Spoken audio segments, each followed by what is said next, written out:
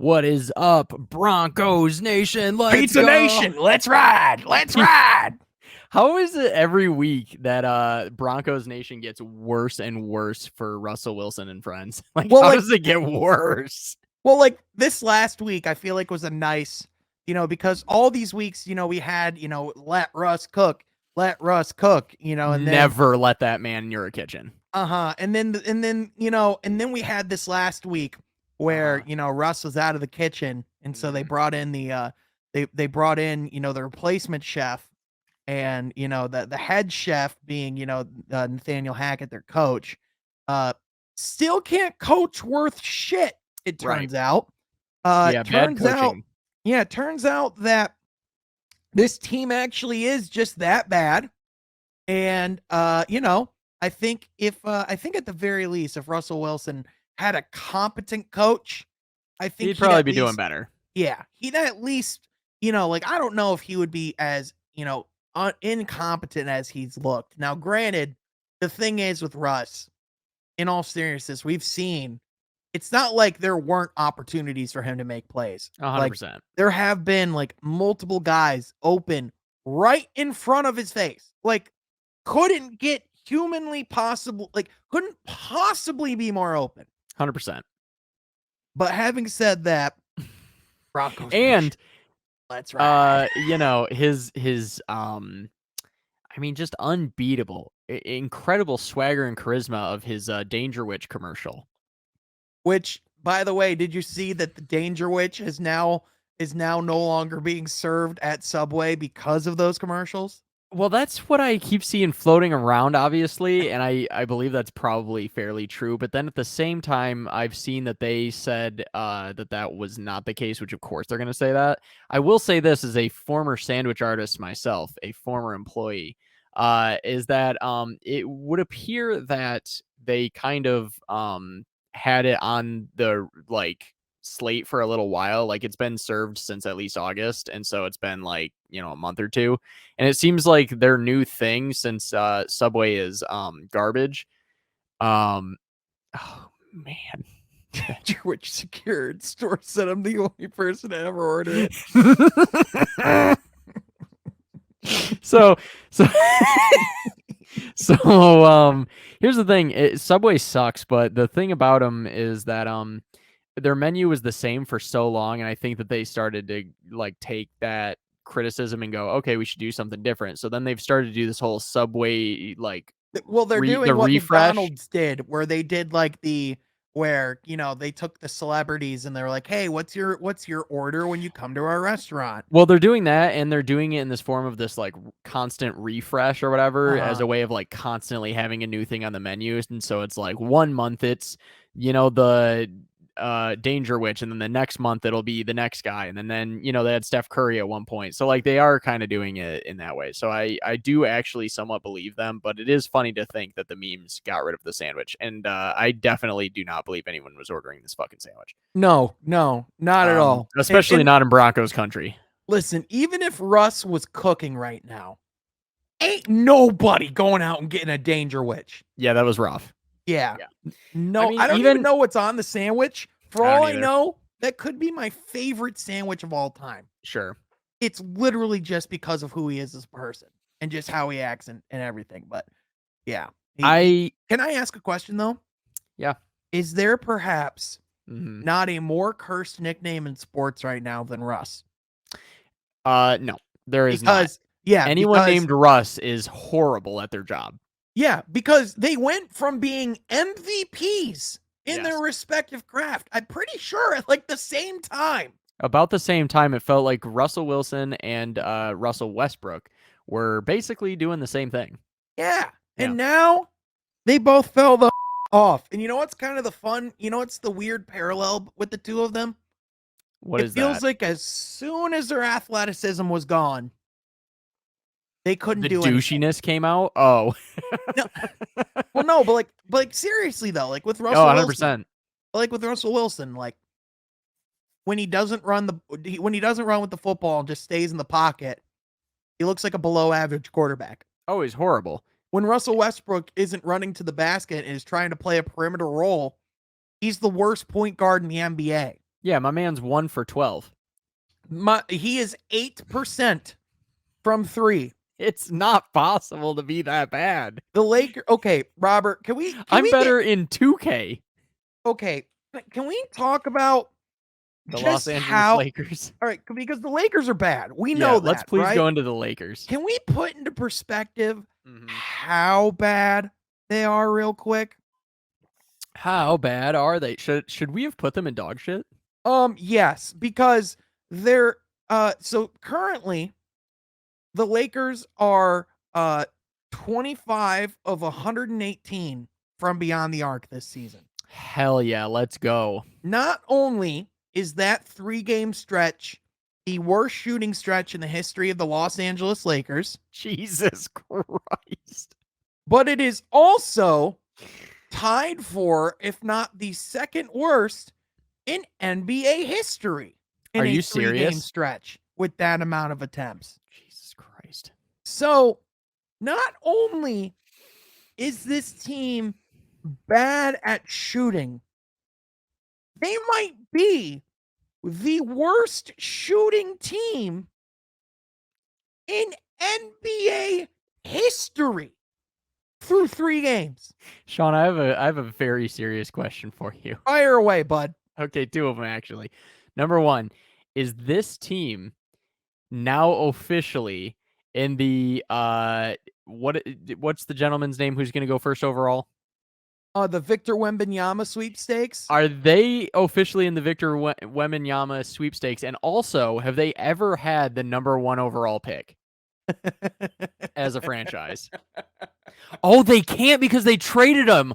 Oh my. I'm so glad you asked, because the realization that you made there, for those that are watching at home, is that the Los Angeles Lakers God. not only don't own their first round pick this They don't own season, any fucking picks. they don't own their first round pick pretty much any season, because they traded almost all of their draft compensation to go get 2 guys. Russell Westbrook, who but can't hit shit. most importantly, Anthony Davis. which Russell Westbrook deserves a lot of criticism for his play and for how bad he's been. But Robert, we have not, as a basketball community, talked enough about how dog shit Anthony Davis has been the past 2 years as far as shooting the basketball. Anthony Davis, I want to preface this conversation. Okay. Anthony Davis, pre-bubble, when he was traded to the Los Angeles Lakers, was a top 5 player in the league, right? Mm-hmm. He was a monster. He was literally an MVP candidate, first team All NBA. Yes. Consensus top 3, top 5 player in the league. Right? 100%. I agree. After the 2020 season when they went to the bubble, this is Anthony Davis post-bubble. Okay. Anthony Davis is the least efficient jump shooter in the NBA over the last 2+ seasons. Among 178 players that have attempted at least 500 jump shots since the beginning of the season after the bubble, Davis has logged the lowest effective field goal percentage on those shots at 35.99%. No other player is below 40. And I want to point this out specifically because Anthony Davis, as he's gotten older, we've talked about how Anthony Davis, when is he at his best, Robert? When he's playing at the 5, right? Right. When he's starting at the center. Anthony Davis, when you picture him doing something awesome, where does he do it, Robert? Around the rim. Yes. The problem is Anthony Davis doesn't want to play the 5. And seemingly, Anthony Davis doesn't want to play around the rim. And so as he's gone on in his career, has tried to shift and transition his game to be more of a jump shooter. The problem is, Robert, over the past couple of years, he's been just as bad, if not worse, than Russell Westbrook. Jesus so not Christ. only do you have someone who's playing. Now, here's the thing. Anthony Davis is still amazing on defense when he does choose to play around the basket, and when he does get around there, he's still like a good enough player. Like, I would say he's still like all-star to borderline all-star caliber, right? Yes, for sure. But Robert, that is a far cry from top 5, top 3 player that we just mentioned a minute ago, right? Yes. And I have questions about that. So number Yeah. one, so first of all, with the last couple of seasons, how he's been asked, how many games has he played in that 2 years? Because I know he's been injured. So I know a lot of people will go, oh, because to your point, he's been injured.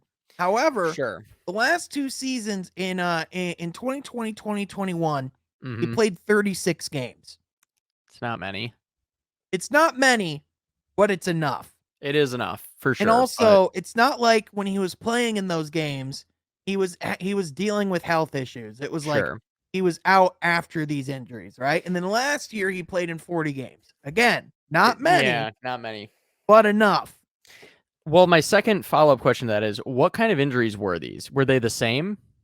So that's been the thing. Like, Anthony Davis has like his health history is the fact that he just has an array of injuries. It's whether it's Right. some of it's been calf issues. A couple of these injuries have been calf issues. Some of it's been he had a fractured orbital bone a couple years ago. Like, Right. at one point, the thing with Anthony Davis is he's generally speaking been dealing with a lot of health issues, in part because he also just hasn't been getting in the best condition going into the season. Like, even after the bubble, like, there Right. was not much. There was it's been pretty well documented that after the bubble, that month and a half they had between the season and, from when the Lakers won.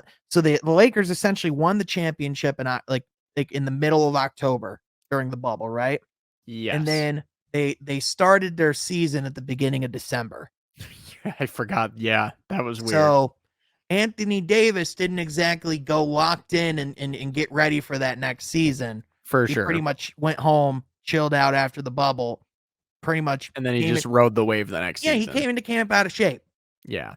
That's just what happened. Okay, you could almost forgive that season then. But even then, but you can almost. However, yeah, it's also been cited multiple times that Anthony Davis, has gone multiple weeks and off seasons without picking up a basketball. Yikes. Anthony Davis will, even going into last season, there were even talks of him not coming in that tip-top shape last season either, right? Like, this year, it's like, oh, Anthony Davis looks locked in. He looks ready to go. Even then, he's still really struggling. He overall, like, his field goal percentage is up a little bit, which is good. But the thing is that, as a whole, well, when it's the first time that he's come into a camp locked in a long time, you can kind of understand how he still wouldn't be quite up to par. So hopefully he'll get better as the season rolls on. But also, like, here's the problem, though. Yeah. Anthony Davis, the whole reason they went and traded for him was the idea was that as LeBron was aging, that Anthony Davis would take the forefront and be the best player on the team. Right. This whole, equation of this Lakers franchise right now, the whole problem is that LeBron's their number one guy. Right. The whole point of what they built was that at this point, LeBron was going to be the number 2. That's not even close to being a conversation. Yeah. Like, at all. It's so weird. And I guess my question just ends up being like, I guess only he could answer this of like, why? Like, I just don't understand like where that work ethic went. Like you said, if he was locked in and if he had consistently stayed in shape and consistently been, doing what he needs to do in the offseason to be prepared, and played his game to his strength, knowing that he is a 5, he's the guy who bullies in there and gets, in close and is just constantly getting buckets. I don't know if he would necessarily be in the Giannis type camp, but he would be pretty fucking close. Like I mean, from a talent standpoint, he's in the Giannis camp. I mean, when that's we're what I mean. like Like when we're talking about like all-time talents that have come into the NBA, like Anthony Davis is like, he should be you know, right there. He should be like playing he's just not like Giannis. like Anthony Davis when he came into the league, the buzz around him wasn't quite Victor Wembanyama, but it wasn't far off.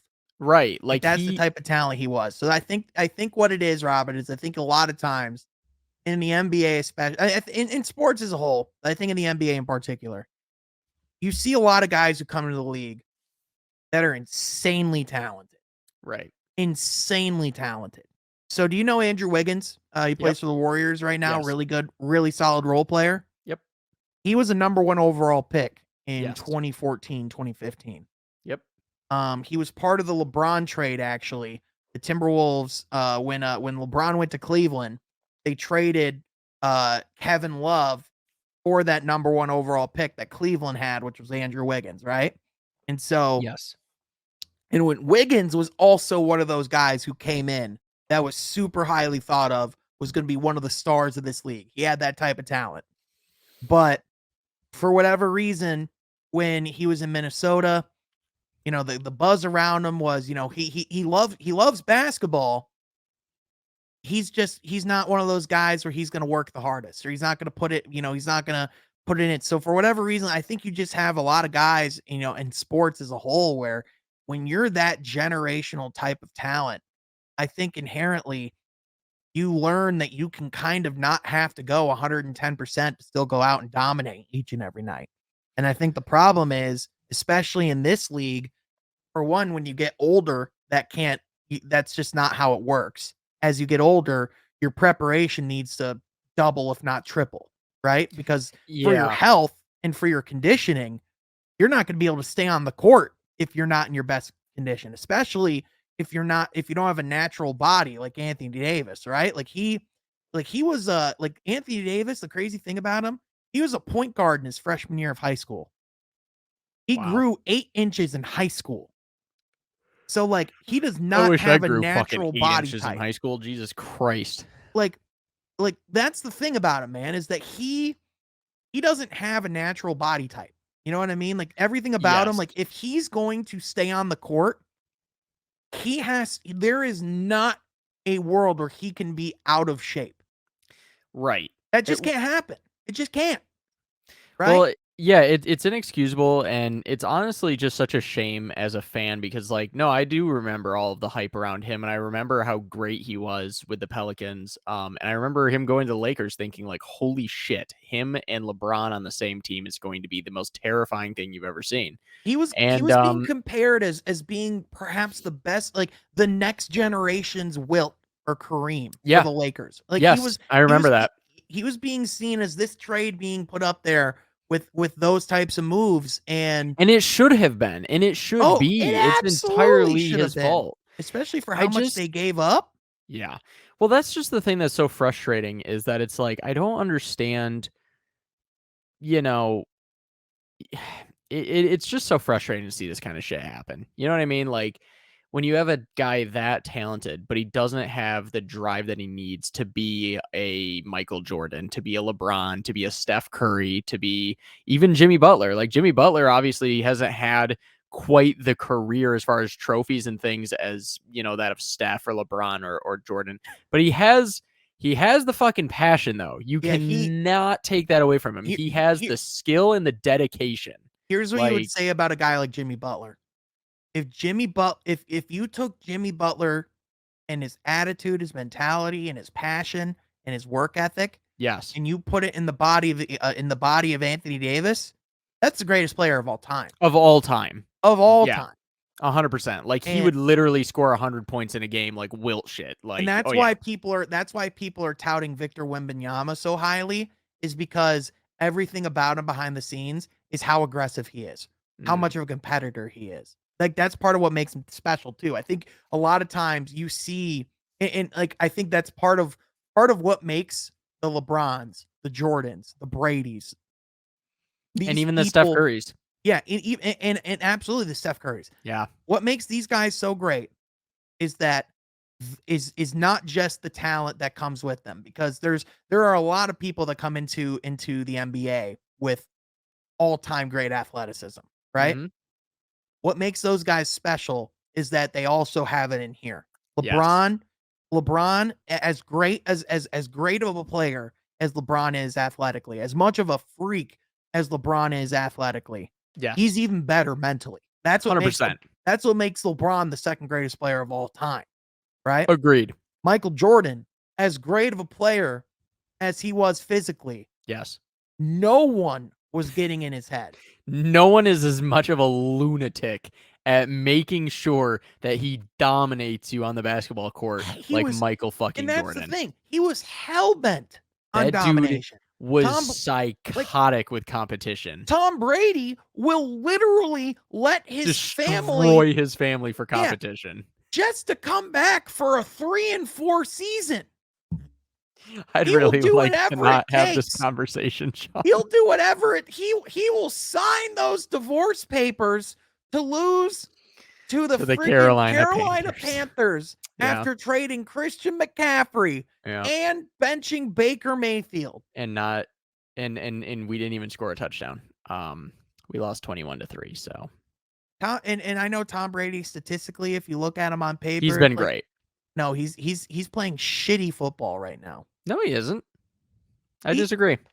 I mean, okay. I think Tom Brady is playing perfectly acceptable football. The reason the stats are not there is because of our coaching staff. I actually genuinely believe that if it was not for the fact that we forced Bruce Arians to retire and put everyone in charge that we have at this point, I think if we had not done that and had rolled out the same team, I think that this conversation would not be happening. I think that the entire issue is Bruce the Arians isn't offense. going to fix that offensive line, though. That's No. the only thing. The offensive line would still be a huge fucking problem. And honestly, if it wasn't for Bruce being gone, Tom Brady might be fucking dead. Like his collarbone might be broken, because the thing is that Bruce Arians is all about, fucking airing that bitch out. So he might be fucking dead.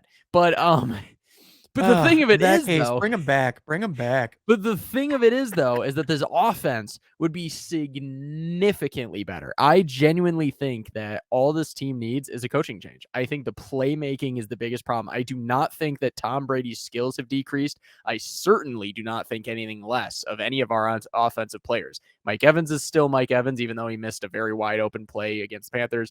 Godwin is still Godwin, back from an injury, and Lombardi Lenny is always going to be a truck. The problem is Lombardi Lenny is not set up, especially with that fucking offensive line, to run the ball. This team is literally not meant to run the fucking football. I'll let you in a second, but I'm just like, the whole point is that the team was built on passing. That's why you had two excellent tight ends. Obviously, Gronk's gone now, but you had two excellent tight ends. You have three excellent wide receivers. You kind of have a rotation on that fourth one. And the whole point was get to the goal line, and then Lenny pushes it in at the one. That was literally the whole fucking point. And now you're trying to run the ball the whole time and then throw a little slant bullshit. Like, what the fuck are we talking about? Yeah, I mean, Tampa, they definitely, like, I wouldn't say their whole thing was running the ball these past couple of years. However, like with Gronk, No, I'm saying that that's what they're doing right now. Before this, we did not run the fucking football. That's my point. Right. Well, I mean, you still what I was gonna say is Gronk. One underrated aspect of Gronk's game was also his blocking ability. So, like, I think that's being sorely missed in their run game as well, because when they did run the football and when they did have that type of play style, that's where Gronk really did his work. But again, the whole point was that we very rarely ran the ball, and if we did, it was usually in the red zone so that you could get those tough yards or just bully the ball right into the end zone. That was the whole fucking point of this team. In theory, though, running the ball is isn't that supposed to like shield your offensive line issues? Like, aren't you like? Isn't that no? No. Simple answer, fucking no. Because the problem is that a good running back is only as good as his offensive line. Right. That is just the facts. Because if you don't have a good offensive line, you're just going to run into the most talented defenders in the world. All right. So of course. the thing of it is that since we have just a bunch of fucking hacky sacks basically in front of Tom Brady, I mean, what the fuck are we talking about? Like, Lenny has nowhere to go. It just is what it is. So if they were there able to make those blocks, maybe able to make those lanes. And of course, like you just mentioned, Rob Gronkowski, fucking love that man so much, especially his blocks downfield are great. His reading is great. Like the man just makes lanes for you. So the fact that that's missing is also huge. And then on top of it, you have shitty play calling. It's just a recipe for disaster. I think it can be turned around. It's just a matter of if they're going to address the problem or not. Yeah. So yeah, and I think I don't think they're gonna make a coaching change or anything. I think not in season. I think after the season though, especially if they don't make the playoffs and especially if they finish under 500, heads are going to fucking roll. Like that's just gonna happen. Well, I just hope no matter what happens, I just still hope this is the end of if this is indeed the end of Brady. It's the if he's getting a divorce, I don't know what to tell you, Sean. He's playing for another 5 seasons. I mean, that's fine, but like he here's the thing. If he does indeed play for 5, I get like it's like, oh, like he's defied the odds up until this point. Yes. I am telling you right now, Robert. Yes. If Tom Brady is playing past the age of 46, I get he's putting a lot of work into his body. I get that he's in tip-top shape and he has an amazing diet. He's spending millions of dollars to put himself in his position to be ready to be in shape to play football. Yes. If he gets hit, just one nasty hit, it almost happened this season, is all it fucking takes to knock that guy out and to change him physically for the rest of his life. It's gonna happen if he keeps playing. Honestly, I'm still worried about him right now because he took some nasty hits a couple of games ago and he hurt his shoulder, and who knows if that's still a lingering issue right now. He wouldn't admit to it, but 100%, like he could very well still be dealing with that injury right now. He also still just looks like shit, just physically. He does not look great. No. Which is very odd for him. Yeah, and like as a whole, like I also just feel like, I know a lot of the offensive issues have to do with their offensive line, but like part of what used to make Tom Brady great was his ability to like overcome, like, he would be the type of guy that would overcome anything that was happening. Like if the New England Patriots were not playing well, Tom Brady was still playing well, For sure. But like just at 45, you can't ask him to go out and carry the team. To me, it's very reminiscent to like a lot of the Lakers issues instead of like, instead of it being on like one specific player or like one specific thing. Cause like, I think even with the Lakers is like, you can't even blame their coaching anymore. They're second. Sure. You know what the crazy thing is, Robert? They're second in defense right now. Like the Lakers are second in defense. They're playing amazing on that end. Darvin Ham, the coaching hire, has been a home run. That's kind of how the Bucks have looked in some of these games. They're 0-3. Yeah. They can't make a shot to save their life. All analytics literally point to the Lakers actually are a good basketball team when Russell Westbrook's not on the basketball court. And then immediately when he's on the basketball court, they are terrible. Yeah, they need to make that change immediately. At honestly, good defense and bad offense has kind of been the story of my life when it comes to all of my teams. Somehow that's where the Lions are now. To begin the season, we were the 2009 New England Patriots on offense. Yep. And we were we were just a single sheet of paper on defense. That's now right. We're the 85 Bears. Yes. On the defensive end. Yes. And we literally just forgot to bring our offense on the plane. Yeah. We've scored 6 points in 2 weeks. Yeah, I have no idea what's going on with that team. Well, I have absolutely no idea.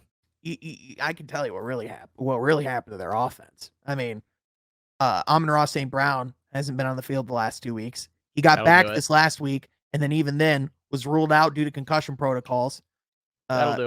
Which even then, I think this is part of like the NFL's like cracking down on concussions.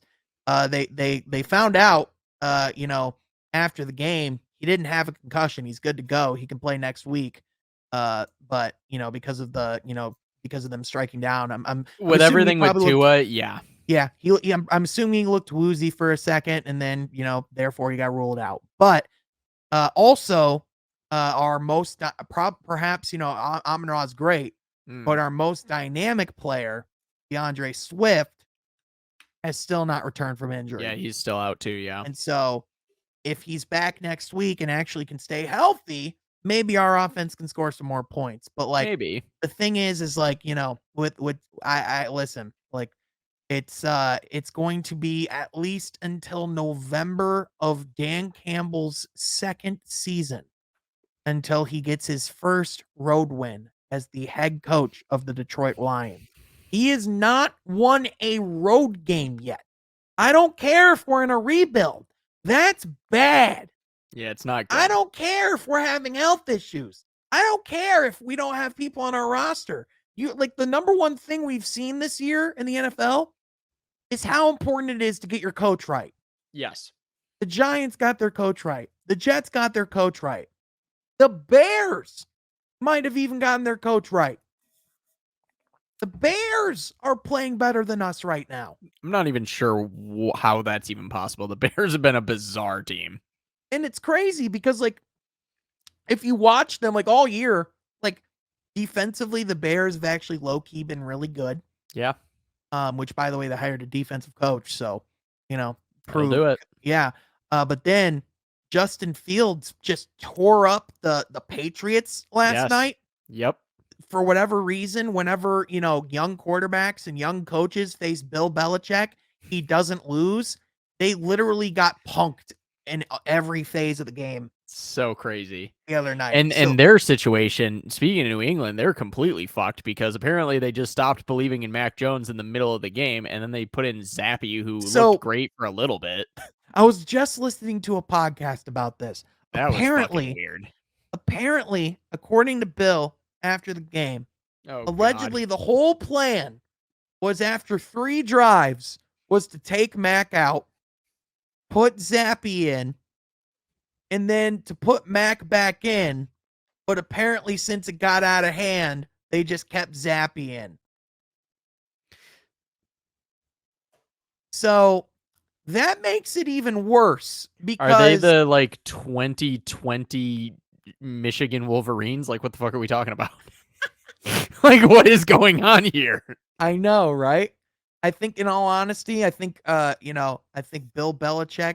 I think the win streak put him in a weird position. I think there's no world that this should even be a quarterback competition. I get Mac Jones struggled to begin the year, but like, listen, Zappy, are we fucking serious? Exactly, man. I get. Like, are we fucking serious? And Mac Jones is a great quarterback. Not every undrafted free agent quarterback that comes in and has a great couple of games is Tony Romo. 100%. That's literally and the same thing was case. proved with Heineke and all these other, like, there's these like legends that, you know, they fill in one time, they look great or whatever, and everyone's like, oh, we found the new Tom Brady. No, there was Tom Brady like one time. Yeah. We like, what the fuck are we doing here? We've had 2 quarterbacks over the past like 10 years, 12 years that have come in and that are like 6th round or undrafted and have been awesome. And they're Tom Brady. Yes. Who, you know, and even then that was 20 years ago. Yeah. Really, it's over the past 10, 12 years. It's just been Romo. Yeah, that's true. Yeah. And because, Romo was I mean, in all fairness, Romo has the greatest quarterback, like has the greatest passer rating in NFL history. It's so weird. Like, he was just injured a lot. It's pretty crazy. If you look at the stats, like just solely at the numbers, Tony Romo's a freaking superstar. Yeah, no, he was good. But I mean, fuck the Cowboys though. So. Oh yeah, no, 100%. Absolutely, we support that here, Cowboy country. Let's not ride. Let's not ride. Fuck out of here. No, we don't ride that. No. But that's the thing that made it suck even more. By the way, was losing to the freaking Cowboys. Gross. Yeah, fucking gross. Especially I will say go ahead. I was gonna say Dak was like, I wanted my first week back to be against the Lions. I'm like, shut up, bro. What an absolute douche. Well, like that's not like he didn't actually come out and say that, but like that was like the reports where like he reportedly chose this to be like his week to come back. Like this was like the date he had circled as comeback. Exactly. It's like what a piece of shit. Yeah. Yeah. Fuck him, and fuck the Cowboys. Yeah, the thing with Mac Jones, man, is I'm just like, bro, honestly, right now at this point with the Buccaneers and knowing that we should definitely change our our entire coaching staff next season, knowing that that's probably a possibility and knowing the fact that Tom's probably going to be gone anyways, I'd fucking trade Tom Brady for Mac Jones right now. I would take him as the future quarterback of the Tampa Bay Buccaneers. You fuck crazy? Of course I mean, here's the thing though. I don't know that he's going to be the face of our franchise, but fucking A, like, what are we talking about? Well, even then though, like, who's to say the Buccaneers aren't in the Lamar chase if Lamar's available? You know what I mean? Like, dude, if that happens, I just need you to know your boy is going to be in another stratosphere. If that happens, I'm going to be my God. If Lamar goes to the Buccaneers, I'm going to be ungodly dead inside. But I want you to be inconsolable. No. I want you to know if Lamar Jackson comes to my Detroit listen. Laugh all you want. Reportedly, that's one of his teams he'd be interested in. He would have to be doing crack. But if he took that hit and came to Detroit, I am telling you that is not only my favorite player. That's been my favorite player in the NFL since he's been drafted. 100%. I would go apoplectic. That's the word for the day. Apoplectic is what I would go. I'm sure you would. You would be inconsolable if he goes to my Tampa Bay Buccaneers and wins me a few more championships as your Lions continue to slither down into even further obscurity. This was supposed to be the year that we were gonna improve. That's what we said about the Tigers as well. And guess what didn't happen, Sean? And now we're in position to get the number 1 pick. And the Pistons haven't really been much better either. It is what it is. We're not looking good, Sean. We'll get to the Pistons. We'll get to the Pistons. But here's the thing. Every Detroit team, with the exception of the Red Wings, the rebuilds are not going well. They're not going fucking well. Okay, hold on here. Hold the frickin' phone. Okay. First of all, I would say, and this isn't I get that I'm perceived as a Pistons fan. I know that's where my relationship with the team started. That's crazy. No one knew. But Robert, I also am an analyst. I cover the team. I'm objective. Yes, of course. There's a lot of reasons to be really optimistic if you're a Pistons fan right now. Yeah, for sure. Now, significantly more than the fucking Lions and the Tigers. But to say their rebuild's not going well, right? Their rebuild couldn't be going better. All right. So the rebuild. All right. It could be going better, but I don't know that it could. It's not like it's going badly. For them, it's not going badly. I would say that they're going mediocre, but I think overall, with the exception of the Red Wings. So Troy Weaver came in August of 2020. Yes. At that point, Robert, do you know who we had on our roster, our top young players? Nobody. Bruce Brown, Luke Kennard, Svi Mykhailiuk, Sekou Doumbouya. Oh, Sekou, I remember him too, yeah. Yeah, exactly, nobody. In 3 years, Dwayne Casey has gotten 6 to 7 prospects from the draft alone that all could be in the rotation long term. Even last year when he got Cade in the first round, he got a player in the second round named Isaiah Livers, who's going to be a mainstay in our rotation for years to come. That's you literally couldn't ask for a better start to a rebuild as far as his hit rate. Literally the only pick he missed on, and even then, there's still time, is Killian. Oh, Killian's fucked. Yeah, he is. But it's automatically made better by the fact that he had 2 other picks that same draft that both are home runs. Yes. So here's the thing. I'm not disagreeing that those aren't great prospects that are obviously really, really good players and stuff like that, right? And obviously we're barely into the season, so we can't say at all recording there have been 3 games. Right. So we can't say at all what Jaden Ivey or the other guy They're in. We can't say what they are because 3 it's games 3 in, games though, and they've 3 both games exceeded in. expectations, by the way. And 3 games in, Cade looked like shit. So Cade's actually been really good through 3 games. no, I meant his rookie season. Oh, yeah. Rookie Oh, yeah. season. Yeah. Absolutely. Which is Absolutely. why you cannot judge how they look, right? If we were to go off the first 3 games right now, the Utah Jazz would be the number 1 seed in the Western Conference. Exactly. So, and similarly in hockey, And the it's like Warriors would be a play-in team. Yikes. So, like, exactly, that's what I'm talking about, right? So we can't say for sure what any of these guys are, right?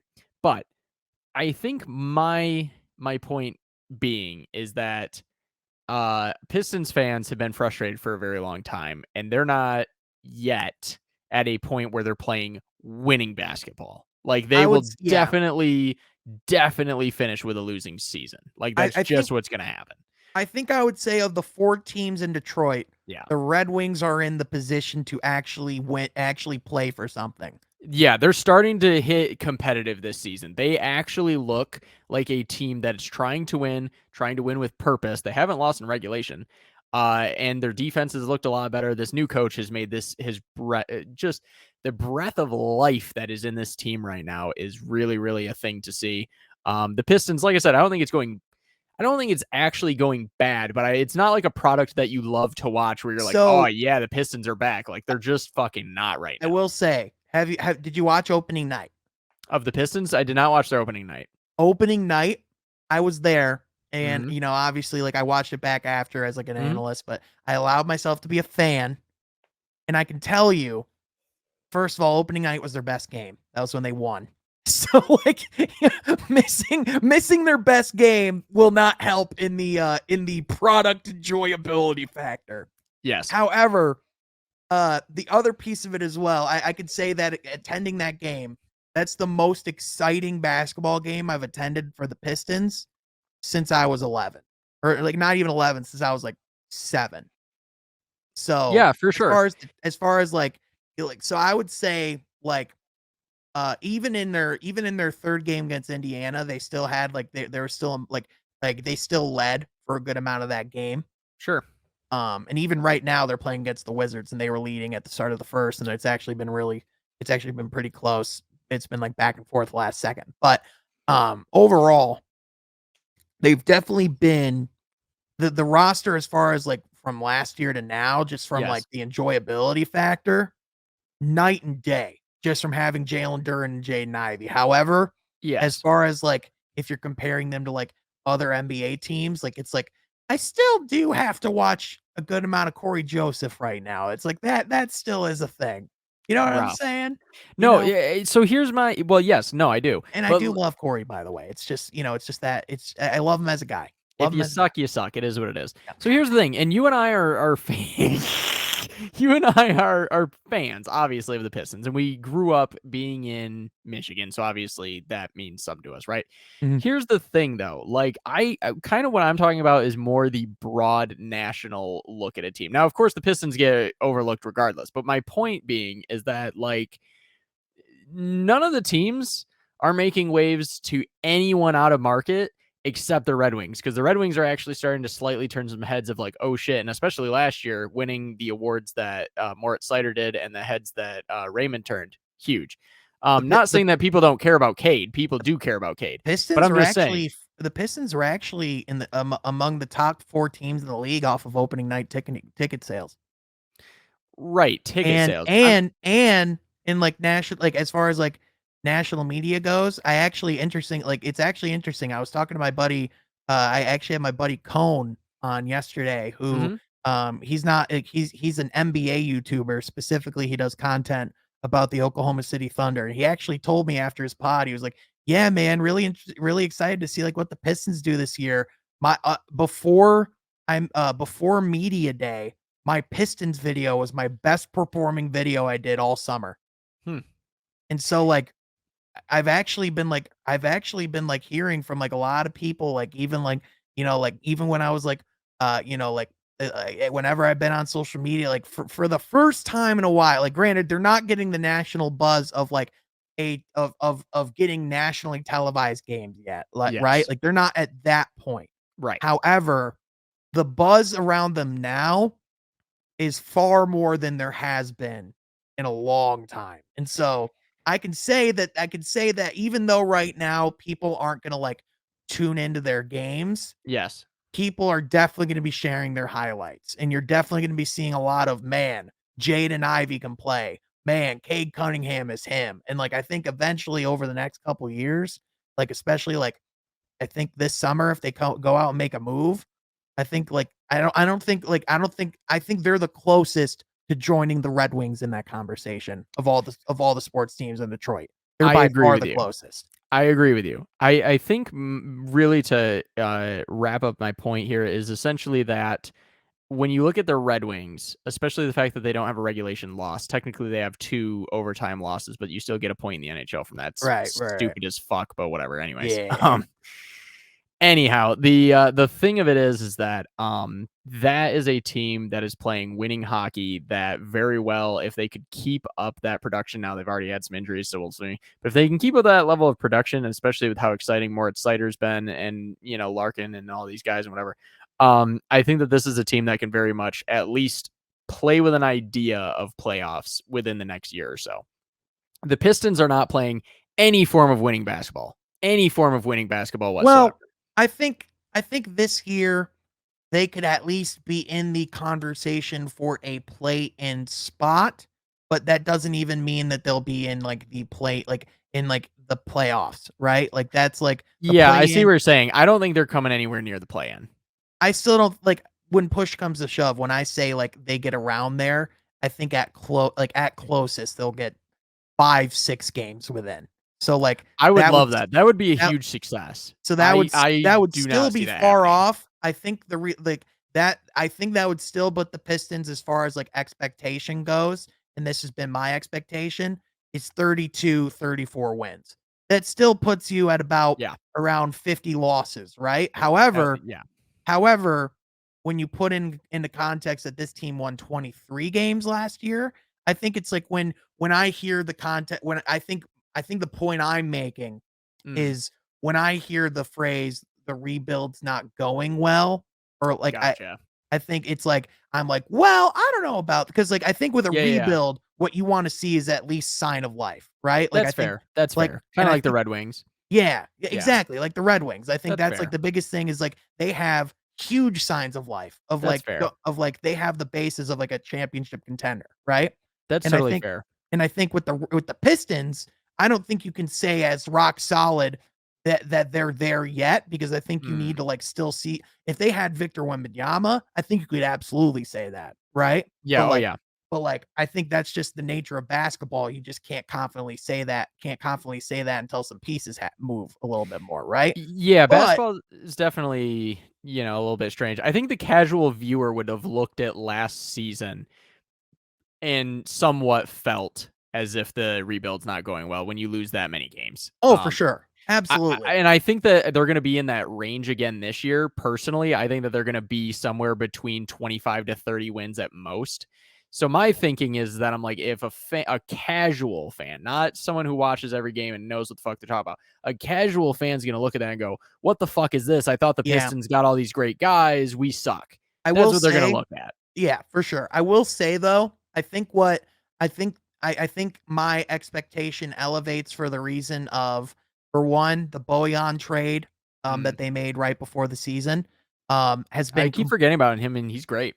he has been completely as advertised. If not honestly, he might be better than I remembered, which is crazy because I love Bojan. Like he's been awesome.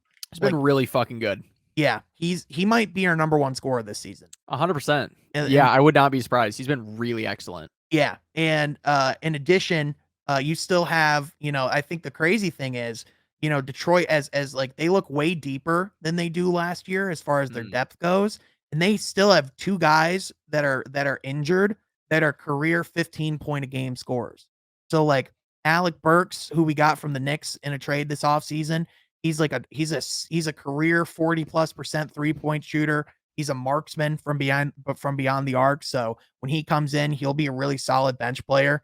And then in addition, Marvin Bagley, who was supposed to have a huge role this year, he had that MCL sprain in the preseason. And Yes. so they're both a few weeks away.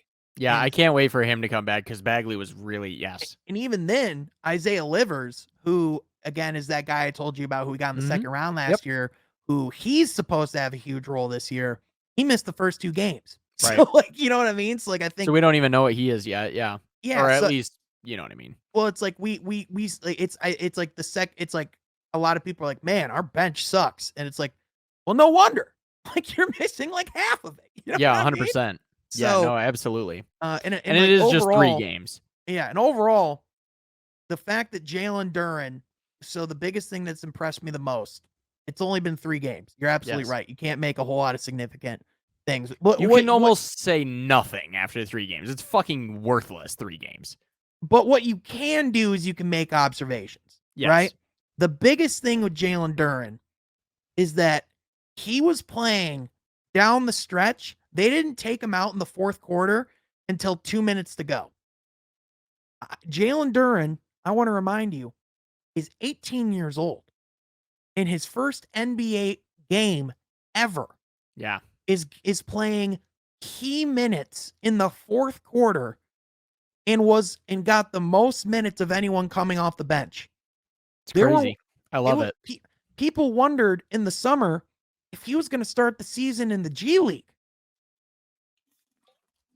There's conversations, Fuck the G League. dude. But dude, seriously though, there could be a like you could honestly, if he keeps playing like this 10 games in, you could convince me that he should start.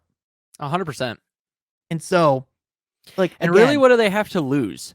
You know what I mean? In a lot of ways, what do you have to lose with a lot of these rookies? I mean, there's always I the think worry that's- that if you put them into high pressure situations, then their confidence goes down if they suck. But listen, I kind of disagree sometimes. I'm like, throw them in the fucking fire and see how they do. You know what I mean? Like, right. Well, and I think, and I think this year, like the whole point is like, I think like they have been, but it's also because they've earned it.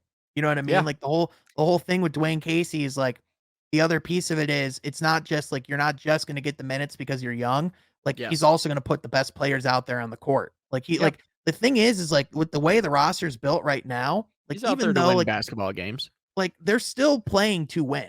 Yeah, You know no, what I of mean? course. You're definitely not trying to lose. And especially if you're on the court, even if you know Yeah. that your talent on that roster is not enough to probably make even a play in, that doesn't mean you're not going to fucking try. Yeah, well, and like, 100% you're some gonna try. rebuilds, especially like in the NBA. I know, like with tanking and stuff, and like like Yeah, lower some tier of that teams. bullshit. A Blah, lot blah, of blah. a lot of teams, like you look at rebuilds, and especially like with how young the team is, you could say, oh, well, they're trying to lose. Well, it's like no, like the goal is playing this year. The goal is to play competitive. Well, if you're a player on that court, you're not going to try to lose. Yeah, like You're just not going to try to lose. Yeah, the players have said their goal is playoffs this year. 100%. That's great. Dwayne That's Casey what you or do Troy as a Weaver player. wouldn't commit to that. But No, you know of course what? not. But you know what? They want them to go out and try. Absolutely. I mean, every team should do. I mean, like the Lions, no matter how much ass they suck, it's just like every single season you're gonna go, well, I hope they at least try to fucking make the Super Bowl. Like you don't want them to go out there Right. already defeated, because then why the fuck would you even watch? Like, yeah, obviously. Well, right. But again, I'm just saying, I know that sounds like a dumb thing, but again, just in the like with the stigma and how the modern NBA world is seen with like For sure. rebuilds meaning tanking. Yeah. Like this team isn't tanking this year. No. That's what I'm saying. They're not. No, tanking. 100%, 100%. And who does own the Lakers' #1 pick, by the way? The New Orleans Pelicans. So the Pelicans are getting Victor, or yeah, is that his name, Victor Wembanyama? There is a chance that Victor Wembanyama he's going to the Pelicans. could be on the Pelicans. And if he's on the Pelicans, That's a scary team. if they have Zion, Yo, Victor Wembanyama, Brandon Ingram, oh my Lord. McCollum. I mean, they're gonna have to trade somebody. I mean, Someone's got to go, but god damn, yeah, that is a Yeah. roster that is Yeah. not to be trifled with. yeah. I mean, the odds of them like there's still the lottery system, so For like sure, for sure. so like there's no clue. I mean, the odds of the Lakers still being in that position are low. However, I mean, what we did just find out before the pod, is that Russell Westbrook is being listed as doubtful. He's got a phantom injury. So he's being listed as doubtful to play Wednesday with a hamstring injury. Now, apparently, they're saying that this hamstring injury limited Russ to 5 minutes in the preseason finale, but also, like, come on, like this just it feels like there is a possibility that if this is indeed the beginning of the end for Russ on the Lakers, which I'm not sure if there's no saying it is, it could just be an injury. Sure. However, I mean, if the Lakers don't make this trade now, because here's the thing, like the whole report, like they wanna like wait and see how this team does and assess later, and also see if something better can come up later. Yes. If they wait any longer, it's too late. 100%. Like they need to pull the trigger. It is at this point, they have to trade 2 future first-round picks. Yes. Just to salvage their season. Yes. Which and is not to make it a winning season, by the way. Correct. Just to make it not a terrible season. Yes. The thing that's so fucked is that they would be salvaging a season that's not really worth salvaging. But they also can't really tank, because if they tank, they don't have a pick. But the fucked part is that they're going to have to give up more picks so that they can continue to not tank. Like, they're literally fucked 6 ways from Sunday, because they have absolutely no young talent that's worth a fuck.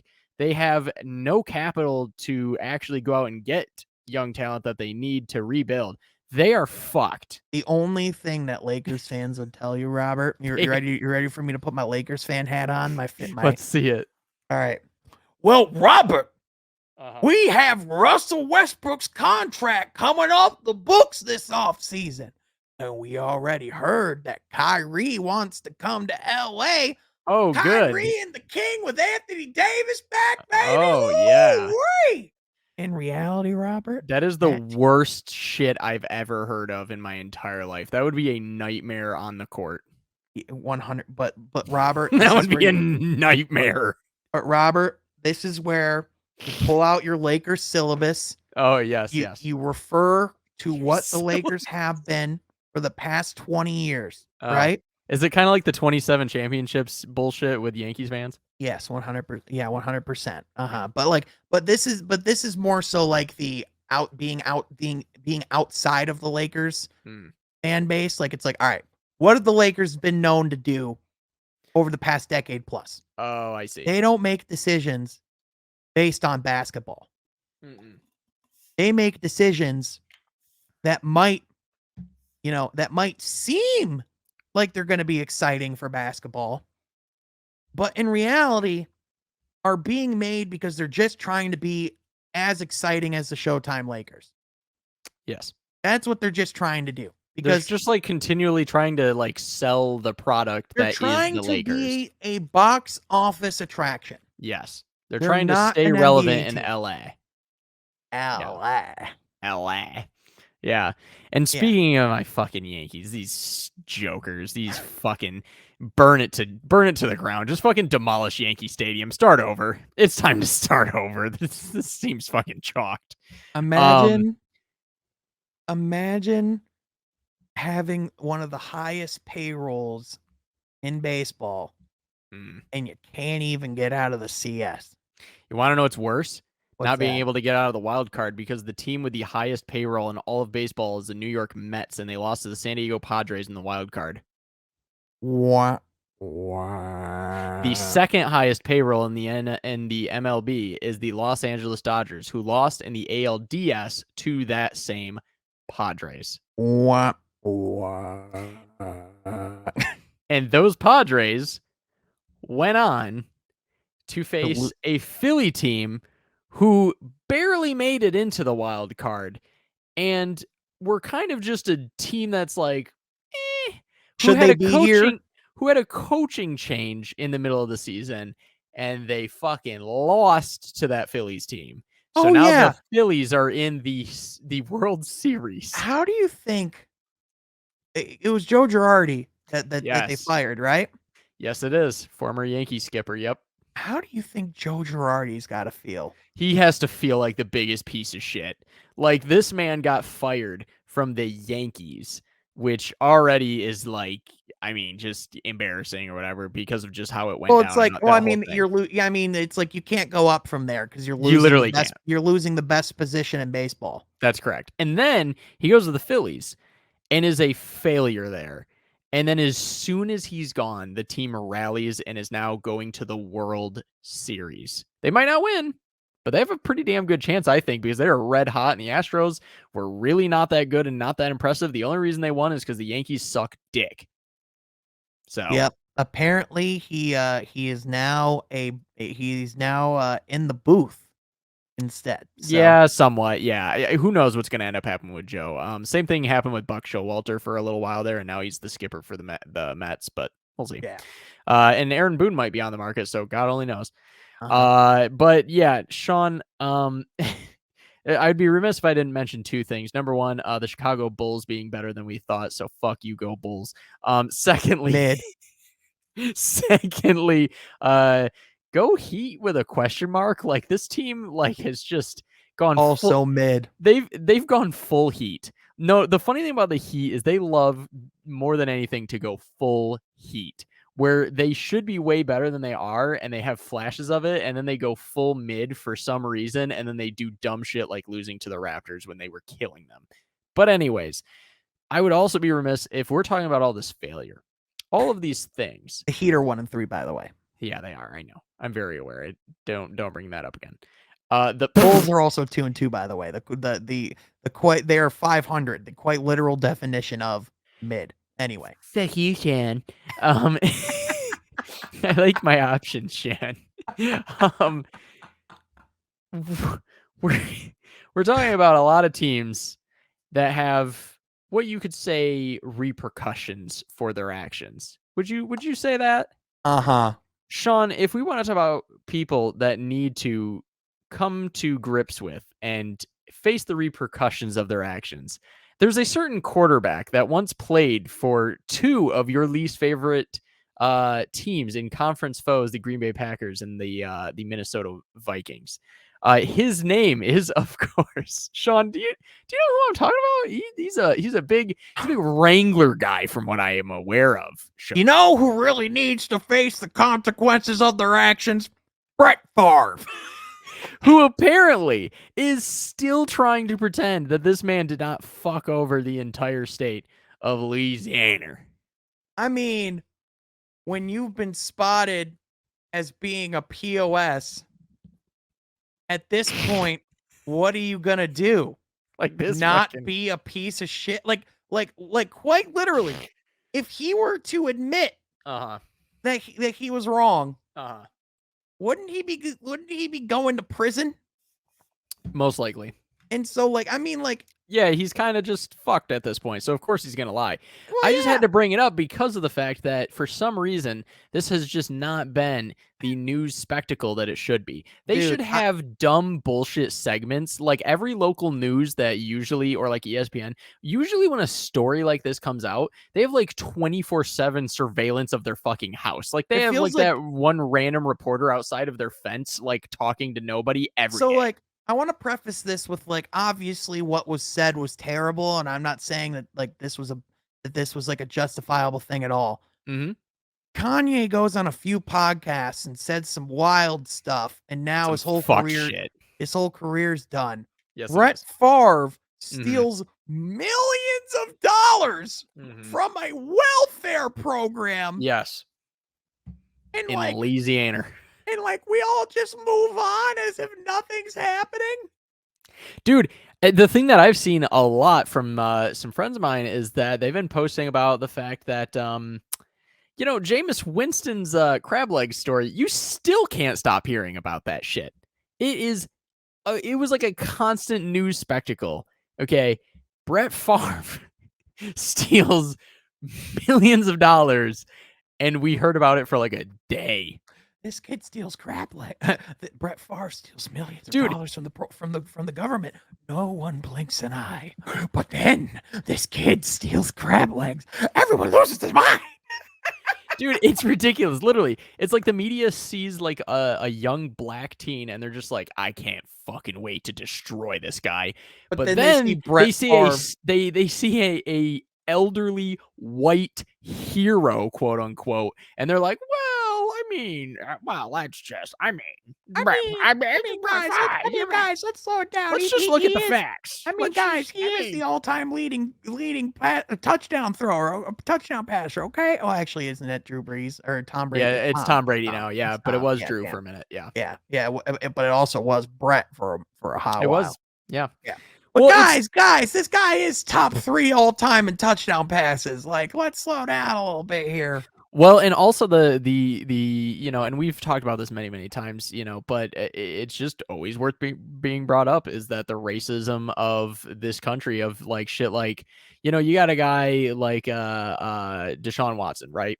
Who is most likely done some pretty fucked shit, right? We technically don't know. It's pretty much been confirmed, but Right. that he has done everything that has been accused. Right.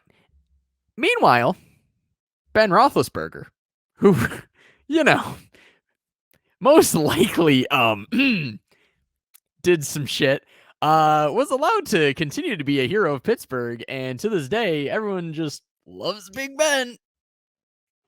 So, you know, yeah, it's just like Deshaun Watson, they won't shut the fuck up about it. The fans chant at him that he's a piece of shit and a sick fuck and this, that, whatever. And I'm not saying that he doesn't deserve that, by the way. Deshaun Watson is not a good human being. I'm not trying to defend him. Right. What I'm saying is, why the fuck did we not do this shit to Ben Roethlisberger? Yeah, I mean, and also I think the other thing too, just completely different climate with, you know, even for sure, not with racism, but sexism too. You know what I mean? Yes, 100%. The climate is totally different with the Me Too era and all that kind of stuff. You know, and 100%. Thank God we're in this climate now, because I wish that Ben Roethlisberger had been caught in this era. But it's just, you know, we have to hold people accountable. But yeah, it's completely fucking ridiculous that even in today's climate with everything, it is ridiculous to me the fact that you know, we aren't talking about this. I mean, we are, but the national media isn't, which is why I continually need to bring up Brett Favre is a piece of shit. I feel like that just needs to be. I feel like in our podcast, the Raider Report has been replaced by we now return you to your weekly reminder that Brett Favre has stolen millions of dollars from people via a welfare program. That is correct. Yeah, no, it's just I feel like I'm just gonna have a slogan that I'm gonna slide in every now and again, which is just that Brett Favre is a piece of shit. Yep. And it just is what it is, which we already kind of knew, but like now we like really know it. It's like one of those things where it was kind of like the ugly sweater in your closet that we all knew was there, but now your grandma's asking you to wear it, and now it's on full display for everyone to see. Like that sweater ain't out of the closet no more. Like, this is real life. Yeah, you know that's what rough. I'm saying? That's rough, 100%. Except this sweater likes to go on Sirius XM and talk about Trump, and then steal millions of dollars in the background, because Brett Favre stole millions of dollars from a welfare program. Did you know? I did now. So if you don't know, now you know. If you don't know, now you know. And you know, speaking of the Raider Report, my Raiders had a pretty nice victory against the Houston Texans. So go Raiders. They still suck. But hey, you know, I'll take a win when I can get one. Yeah, Davante Adams, there was that video of him clearing the tunnel. He did not hit somebody this week, so that's great. He's not in jail yet, so that's a positive. We have 0 arrests so far this season. I mean, there's still time. If you were to tell me that the Raider that had charges pressed against them this year was Davante Adams, God damn it, I would not have believed you. Listen, but, I mean, it's a rite of passage. It's a rite of passage. It's honestly, it's like a hazing thing. Like, he had to do it. You can't. Yeah, it's you can't be a wide receiver in the Raiders, you know, locker room without having the word felony being floated 100%. Near your name. You have to have a criminal record if you're going to be on the Raiders. It just is what it is. So, good for Devontae. I'm happy for him getting baptized into the Raiders. And so proud of him. And yeah, so at least he didn't kill the person. Yeah. There's Yeah. that.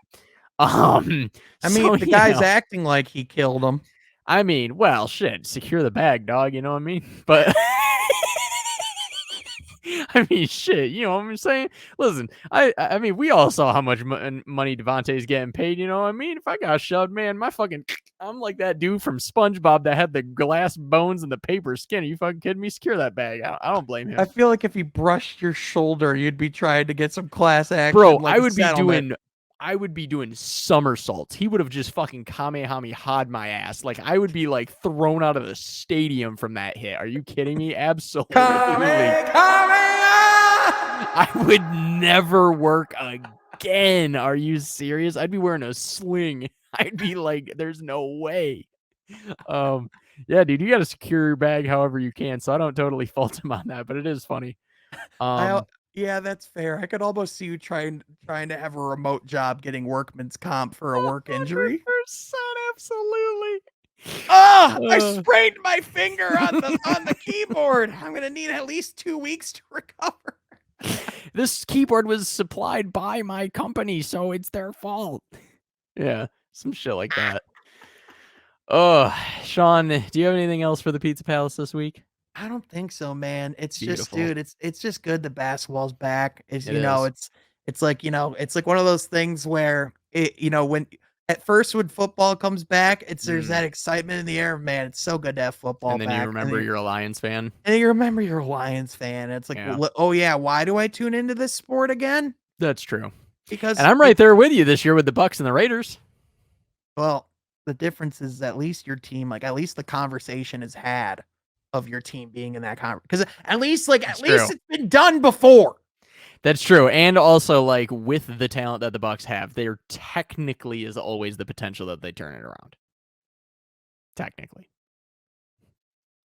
But also, go Knights go. They've also looked really good this year. They have the second best record in the NHL. I was not anticipating them being as good as they've started off. So good on those boys. They've went to these gold sweaters full time now, and the gray sweaters are now their third jersey. I don't know if I totally love that. I love the golds. I think they're better than their other uniforms, but I just feel like I liked them being special in some ways. So it is what it is. Yeah. And all the reverse retros came out, and we might have to do a tier list for those one of these days because they are spicy, dude. They're really good. Yeah, so. The red. I saw the Red Wings one. I'm not sure what your thoughts were on those. We'll get to that. Yeah, we haven't talked about that. Yeah, we have not talked about that. We'll do that next episode. We'll do a tier list and we'll bring it up. But I will spoiler I want to alert. I want to make a bold statement about it, Robert. Though, just to preview my thoughts. About the Red Wings. I think they will go down as one of the hockey jerseys of all time. They will indeed do that. Spoiler alert. So, which, by the way, this is the first time that they've ever put black on their uniform ever. That's insane. Yeah. I was hoping that someday they would maybe flirt with a black idea of like a jersey for like a third or something like that. I know a lot of like old hockey heads never wanted to see that shit because every team puts black on their jersey, and I'm sympathetic to that. I get it. I don't know that this is how I wanted it to be done. But I will say, when I very first saw it, I did not like it. And especially when I saw the fact that it's the exact same as the Chicago Blackhawks, I hated it even more. But then I started to just kind of give myself some distance, and I re-looked at it a few times, and I just decided. Talk to your therapist. That's right. Yeah. And I just decided that I also fuck the Blackhawks. They don't matter. They're not a hockey team. So I decided that that copying thing doesn't matter. And I just kind of looked at them a few times or whatever, and I'm just like, you know what? I think they're low-key kind of all right. You know what I mean? Like, I think they're kind of hot. I think that, especially when I saw the full uniform with Larkin wearing it with the pants, and he also had the, like, weird, like, diamond-shaped C on his chest, I thought that was cool.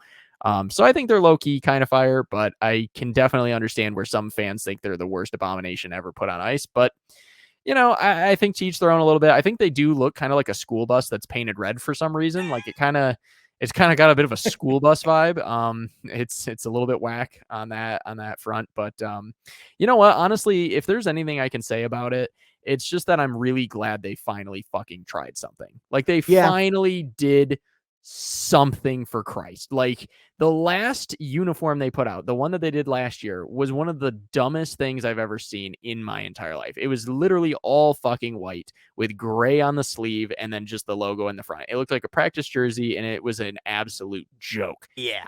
It's So definitely better than that one. yeah, That's for fuck sure. them for doing that shit to us last year. That was just insulting. So honestly, like they don't take enough chances, and I'm just like, just have fun. I know that the Red Wings are considered to be like the Yankees, where like their uniform is untouchable, and they've always had the same home and away, and they don't touch it. Same way as you don't fuck with the pinstripes, blah blah blah. But I'm like, listen, just fucking have fun. Can we just have fun every once in a while? We're playing a kids game out there. Like Right. just fucking have fun. So I do appreciate that they did that at the Right. very least. So similarly, the Pistons are trying something different with their black jersey as well, which actually looks kind of similar in a weird vein. And with the flaming horse coming back. So Hell yeah, man. speaking of which, right before we end this, when do we see the teal horse first? As of recording, we will have seen the teal for the first time. So, for Inside Baseball, we finally recorded on a Tuesday. We did. Hey, It will be tomorrow night. So Pistons are Mm. playing in Washington right now against the Wizards, and Yes. head home to face the Hawks tomorrow night and debut the teal. Well, alrighty then. That Yeah. sounds fucking awesome. I'm definitely gonna have to make sure. I know I'm like busy doing shit tomorrow, but I'm definitely gonna try to find a way to watch that game. What time is that on? Probably like 8, Yeah, I 7? believe so. Was Yep. it? Okay. Yeah, I'll definitely have to find some time to do that. So hell yeah. Yeah. Can you rewatch games on Game Pass or whatever it's called? League Pass? Pass. Whatever. Yes. However, for in market, it's not until like 72 hours after they let you. That's kind of stupid. Okay. Uh-huh. Yeah, because I was just thinking, I was just like, oh, I might not be home till like 9:30, 10 o'clock, but it'll be all right. I'll figure it Yeah. out. Yeah. You'll Alrighty, see. Sean. Yeah, we'll see him. But Yeah. Hell yeah. all right, until then, folks. Brett Favre is a piece of shit, and we love you guys. Yeah. Pizza Nation, continue to ride. Fuck Brett Favre. Fuck Brett Favre.